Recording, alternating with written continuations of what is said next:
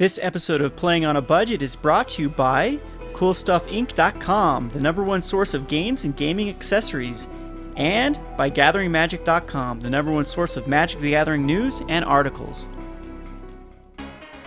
Hi there, it's Kevin with GatheringMagic.com here with another episode of Playing on a Budget. This week we are going to take the Modern Event deck, and I found a juicy list that uses a lot of cards from the Modern Event deck, and actually see if we can win some games here. So again, for the Modern, we've set the budget at $200, and this deck is definitely going to be under the $200 price tag. But we're going to start with the Modern Event deck. Cool Stuff has it on sale for $54.99, which is $20 off the retail price. So you do get your value out of this deck because we are going to be using at least $40 worth of cards in this deck, and then you still have some juicy trade fodder to throw in. In fact, we might even use the Elspeth off to think about it here out of the event deck. So anyway, let's just pull up the credit here. This is from Shinid255. He was able to go a 4-0 in the Modern Daily with a white-blue Polymorph deck. So what this does, it puts a ton of tokens into play,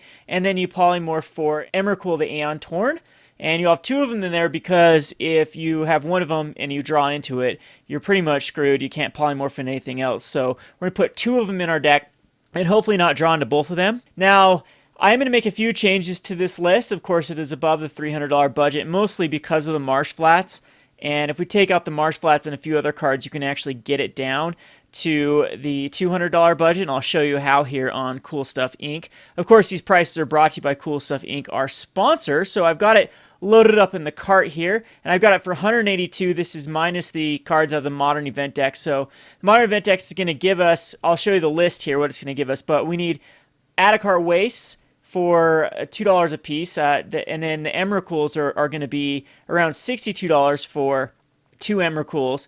Now, Hallowed Fountain's going to use 3 of them, and that's $30. So that's kind of the bulk here is the Emrakuls and Hallowed Fountains. So you can actually take down the cost of this deck by actually replacing Hallowed Fountains with maybe basic planes. I don't know if you need all the blue that we have in here. Then we have Polymorphs are basically bulk rares, just $1 a piece. We have Stony Silence in the sideboard as its great hate card against Affinity. We have Supreme Verdicts in the sideboard, and then I'm using 2 of Temple of Enlightenment because I do believe you need to go through your deck to find the Polymorph. So just 2 of them though, because we do have the Windbrisk Heights that come into play tapped. So anyway, let's just go back over. Let's pull up one of these Modern Event decks here, and I'll show you what's in it. So what we get in this Modern Event decks is 4 Caves of Koilos, which we will be using, 2 Seeded Brasses, which we will be using.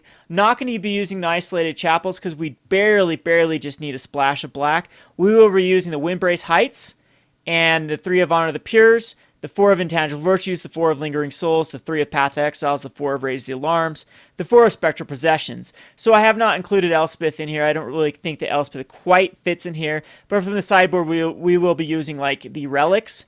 And that's pretty much it. And I'll show you. Now I'm going to pull up the deck list on MTG and show you kind of the deck tech here. Alrighty, so the deck is a polymorph again. It's going to polymorph into the Emrakul. That is the goal, and if not, we're just going to try to overwhelm our opponents just with tokens. So it is a token deck that tries to have another win condition through the Emrakul and Polymorph combo. So we're, again, the land base is pretty, we've already gone over the land base. We're using Springleaf Drums as another way to accelerate into the Polymorph. So if you go Raise the Alarms turn 2, you can actually go turn 3 Polymorph.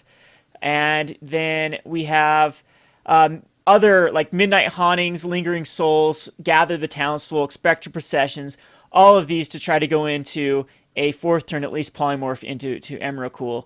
Again, so we do have the pumps with the Intangible Virtue and Honor the Pure. Windbrisk Heights is in here because you will be attacking with 3 or more creatures quite handily. And again, very straightforward deck. It knows what it wants to do. So the sideboard, what you need to do in the sideboard is protect your guys. So we have Brave the Elements against the decks that are going to try to bring in the Anger of Gods and the Pyroclasms.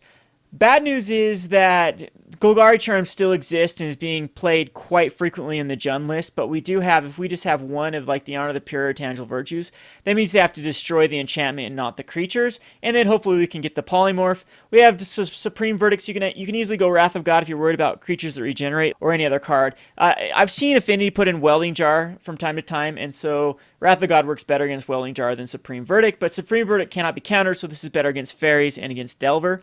Then we have Stony Silence against Affinity and Tron. This kind of shuts them down, really slows them down. We have Suppression Field against like Twin. It's very good. And Timely Reinforcements versus the Burn decks. Then we have and it creates tokens. Then our Storm Hate, we have Sundering Growth and Relic of Progenitus. Relic of Progenitus, of course, takes out other graveyard strategies. Sundering Growth is just an all-around really good card. It takes care of any artifact or enchantment, and you can populate at instant speed. So again, pretty straightforward deck. We'll try to get some games here. This has been Kevin with GatheringMagic.com. Thanks for watching.